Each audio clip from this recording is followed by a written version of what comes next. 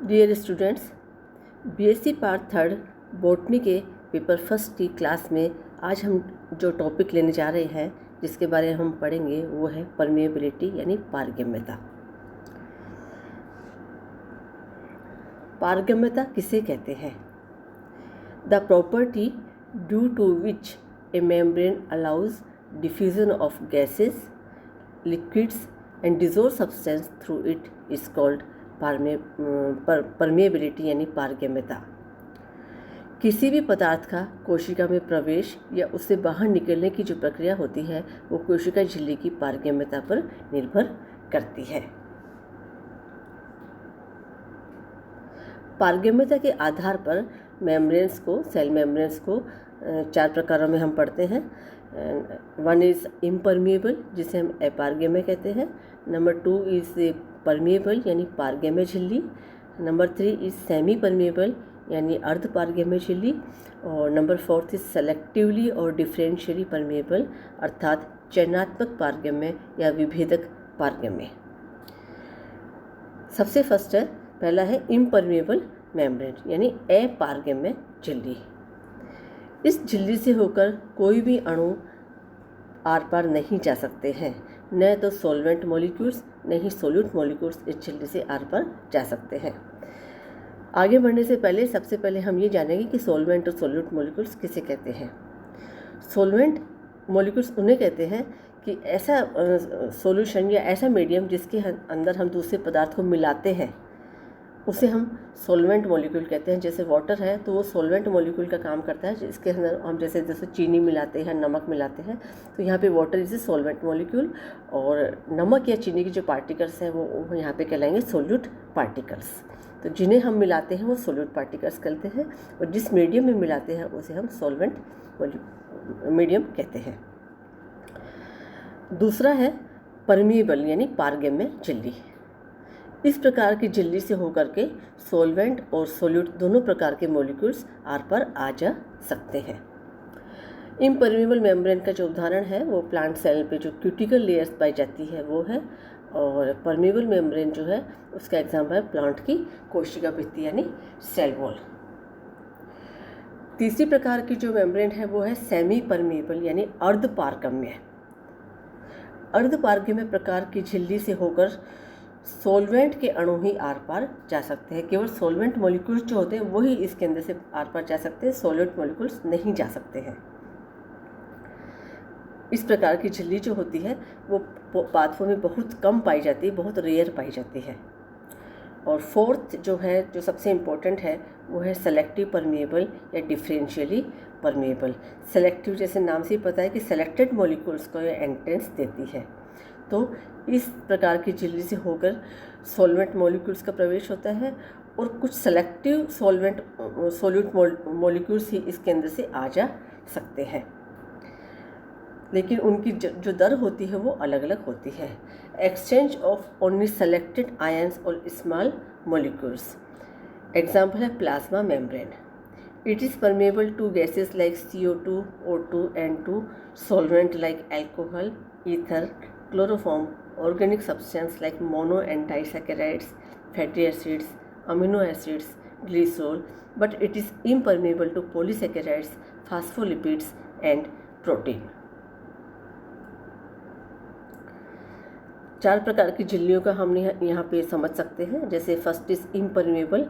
यहाँ हम दे सकते हैं कि इम्परमेबल मेम्ब्रेन जो होते हैं उसमें से दोनों सॉल्वेंट और सोल्यूट पार्टिकल्स दोनों ही मेम्ब्रेन के बाहर ही हैं, अर्थात इसमें प्रवेश नहीं कर पा रहे हैं।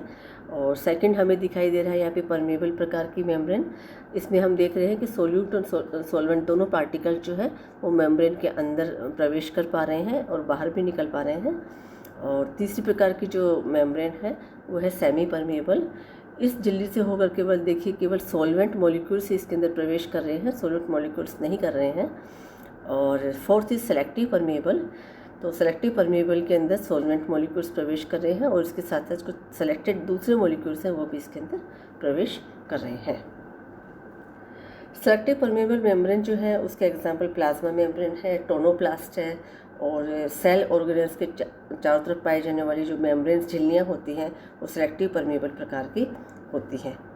ये झिल्लियाँ जो होती हैं ये सॉल्वेंट यानी जल अणुओं के लिए अधिक पारगम्य होती है, लेकिन सॉलिड पार्टिकल्स के लिए बहुत कम यानी सेलेक्टिव होती है। अब हम पढ़ेंगे कि पारगम्यता की विशेषताएं क्या है, characteristics of permeability. Number 1, substance जो लिपिड सोल्यूबल होते हैं, अर्थात जल की तुलना में लिपिड सोल्यूबल सब्सटेंस जो होते हैं वो झिल्ली में तेजी से गमन करते हैं।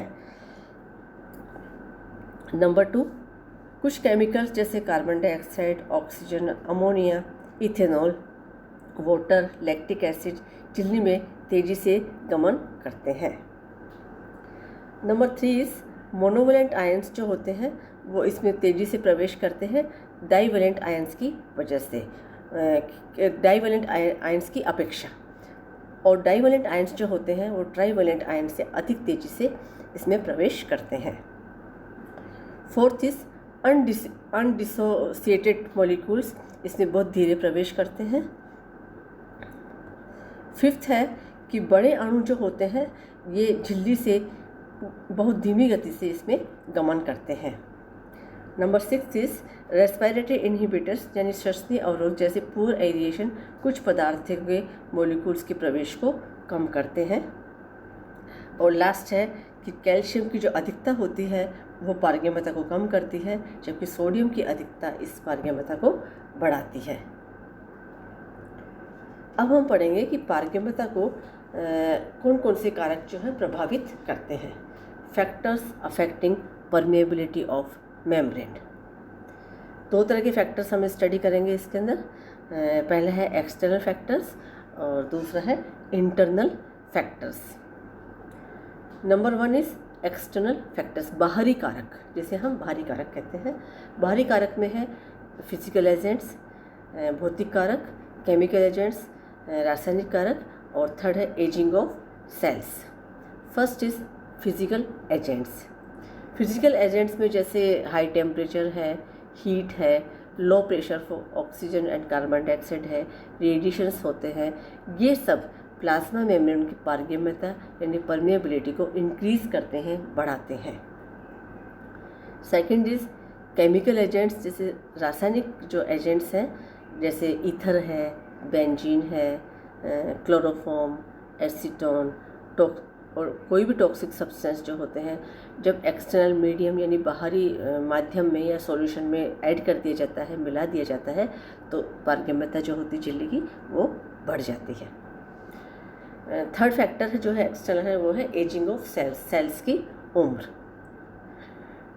यंग सेल्स के अंदर, नई कोशिकाओं के अंदर परमेबिलिटी जो होती है उसकी स्पीड कम होती है, परंतु जो ओल्डर सेल्स जो होती है जो डेथ की तरफ अप्रोच करती है, डेथ की ओर बढ़ती है, जैसे जैसे मतलब ओल्डर सेल होती चली जाती है, परमेबिलिटी जो होती है वो बढ़ती चली जाती है। अब है इंटरनल फैक्टर्स कौन कौन से हैं। इंटरनल फैक्टर्स में हम मेम्ब्रेन कॉन्स्टिट्यूशन जो होते हैं उनको लेते हैं। तो कोशिका झिल्ली की जो परमेबिलिटी होती है वो मेम्ब्रेन कॉन्स्टिट्यूशन पे डिपेंड करती है, और इनमें जो कॉन्स्टिट्यूएंट्स होते हैं वो जो इस पर निर्भर करती है वो है percentage of lipids, proteins, carbohydrates, phosphate, thickness of membrane, porosity and degree of hydration.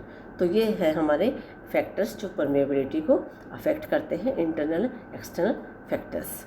आज का हमारा लेक्चर यहीं ख़त्म होता है। नेक्स्ट क्लास में हम फिर मिलते हैं।